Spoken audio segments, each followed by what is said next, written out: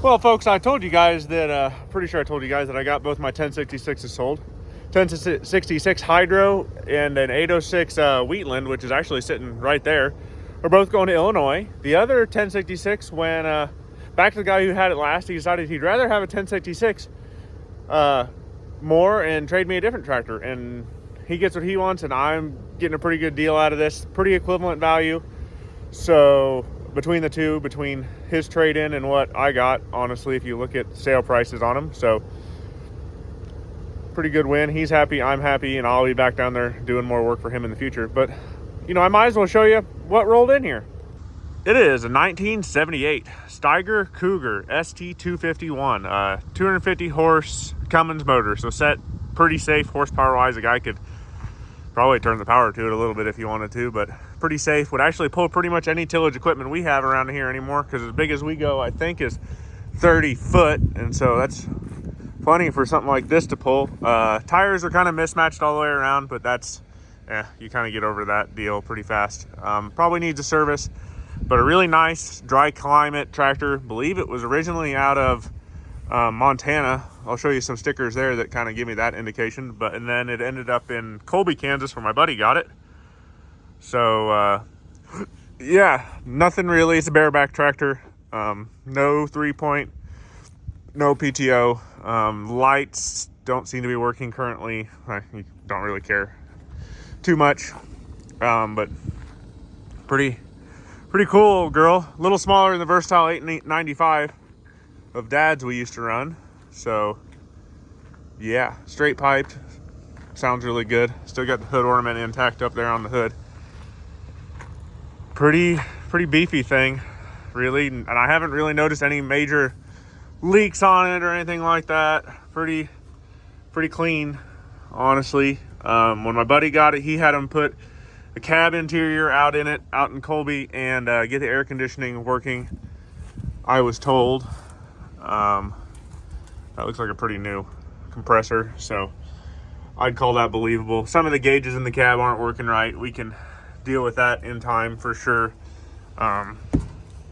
Pretty solid though. We're gonna service it for sure.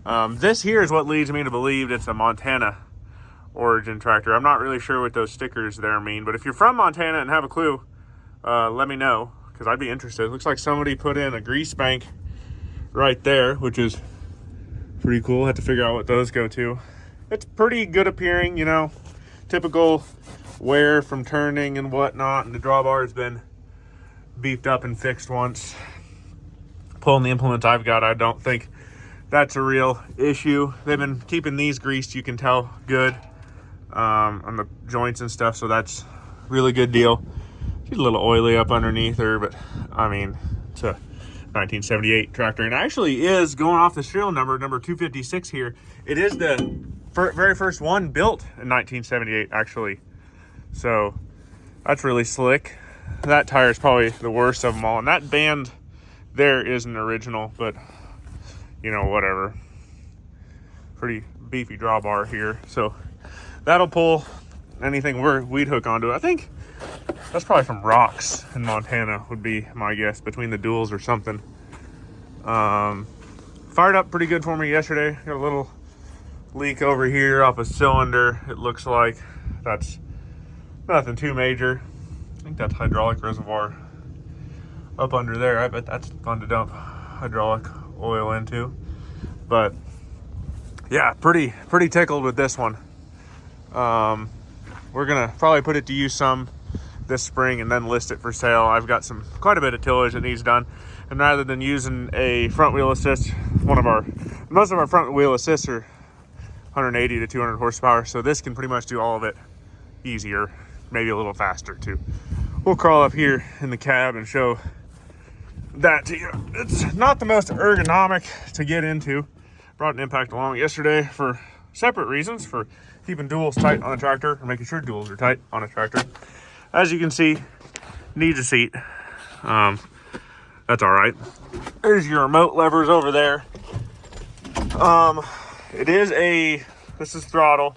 It is a 20-speed transmission, so this down here is a 5-speed. That's a high-low, and that's a transfer case there. So you kind of just go, put it in first. You got high, low in each one. Basically four combinations of each gear down there on the floor. I don't believe water temp works, if I remember correctly. Yeah, it just goes right up. Engine oil pressure looks like it's working.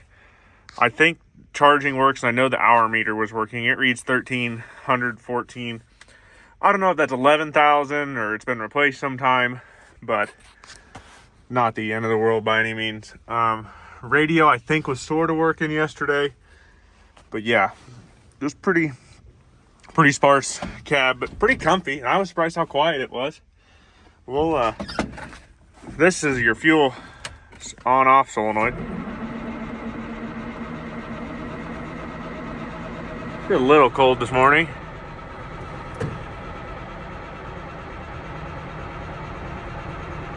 It's 35 out, so it not wanting to start, we'll let it sit for a minute. It's totally expected that it might not really want to start when it's 35 degrees outside. So we'll let that stew for a minute, but tack wasn't working. I don't know about any of the lights working. HVAC seemed to be working, so that's really nice. Might need a can or two, but that's easily fixed. 4 remotes here.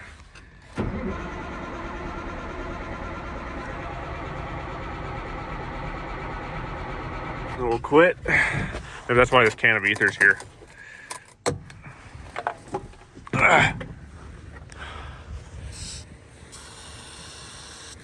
We'll try that now.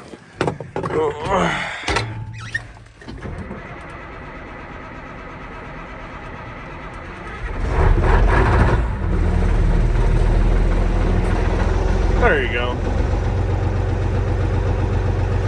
Fires up pretty good. Steering is there's very minimal play in this girl at all, which is really nice. Let's sit here and idle for a minute.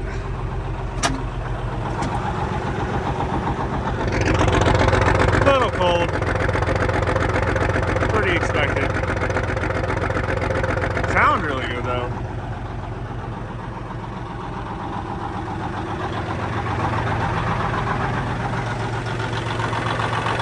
This is a really cool rig. I'm excited to put it to use, not gonna lie.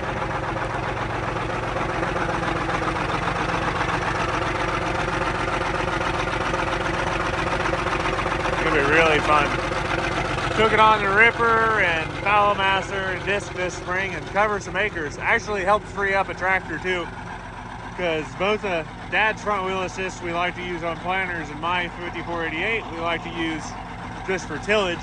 So it's gonna be nice to have this around and maybe have 2 tillage tractors and 2 planting tractors. Even though there's only 2 of us, it's a pain in the butt to swap stuff around. But we're gonna let her idle for a minute, and then we'll take her for a quick spin, I think. So sitting here running, looks like charging jumped up. Engine temp just kind of spikes. Had to figure that gauge out. Need to figure out tack too, and then it looks like oil pressure works pretty well. That jumped right up and pegged itself, so I think we're good there. Missing the vent covers that go there and there, so that's minor, but we'll get that figured out. Pretty cool tractor. Got Grandpa's truck. Been driving the hell out of that truck. Probably because it's clean inside and heater works and radio works good. But put her in gear. We'll leave those guys the hell alone. These you kind of have to just find the gear from a stop and then roll with it more than anything. They aren't really made to be shifted on the fly so much. But there you go. Really nice. It's really quiet here for a 4-wheel drive, to be honest. Like compared to my 5488, this cab is really quiet. So we might polish or wax the old girl up, get her really shiny for fun. Pull up here to the corner end of the driveway, make sure nobody's coming. Doesn't look like it. Oh, there goes my can of ether. I know there's a tire on this thing with a flat spot on it. You can. That's high gear, high.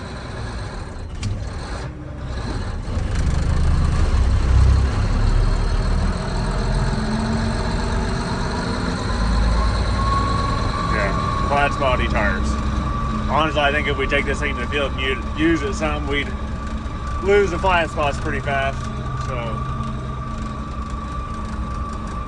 but I noticed yesterday on my speedometer app, driving at home 15 miles, that it'd go about 20 to 21 mile an hour down the road. So it's by no means slow. Cows are out there. We actually had our first calf this morning too, so probably better go look at that. Make sure he's doing good. I have a new heifer. She looked like she was doing fine. We were there literally the minute the calf hit the ground, by luck mostly, and everything looked like it was going good. But yeah, pretty big old green giant for us. Dad had an 895 Versatile, and we still have it. It needs transmission work, but that's the kind of the big horse around here, and one of the biggest tractors around here back in the day. So get this big girl turned around.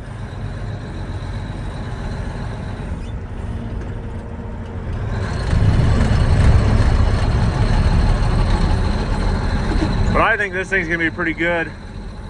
Pulling our 7-shank ripper and our 2 discs, that one's a 27, one's a 28 foot, and then our Quinn Star is a 28 footer, and then our sweeps we pull are 5x6 or 6.5s, so 30 foot. So definitely about easy pull for this, but you know, running gear higher, get things done. But there's a big old girl. Pretty excited to use it some. We'll pull back into the yard now.